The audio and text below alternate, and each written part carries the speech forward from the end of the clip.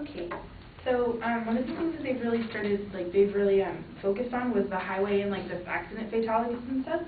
And a survey done by the National Roadside Survey, and it says that portions of drivers under 21 who have a BAC of 0.08 or higher has dropped since 1973, which is 10 years after the the Minimum Drinking Age Act was enforced. So just because there was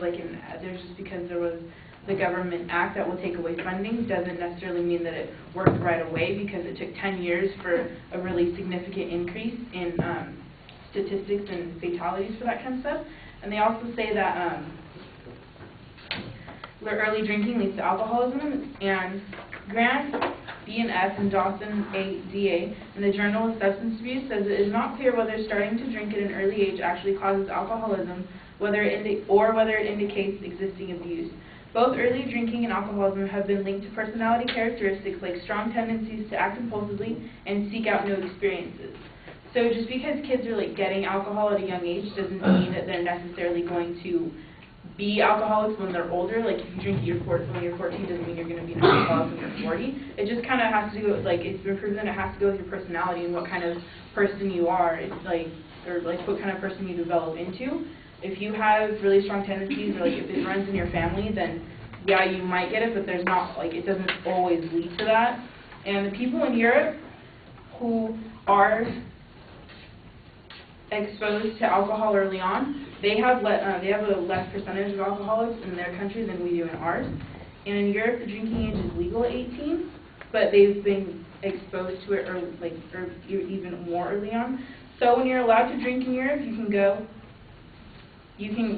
get used to experiences with alcohol early. So when you're 18, you're more responsible about it and can take care of you and your friends. And that's Torben Krugen from a website I can't really read right now.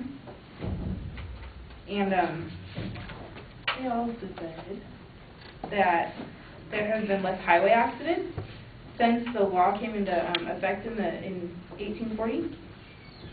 But Ruth Clifford from Indiana Post said the education on drunk driving and designated driver programs have gone up because of the seatbelt, airbag usage, safer automobiles, lower speed limits, and free taxi services.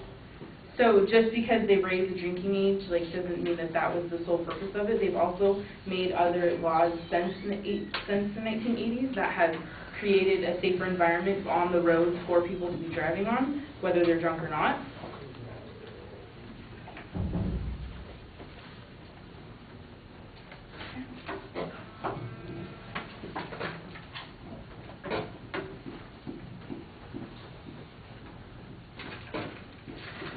Also, we haven't really talked about it, but we would want to lower the drinking age to 18. But in order for 18-year-olds to drink, we would have them be done in safer environments.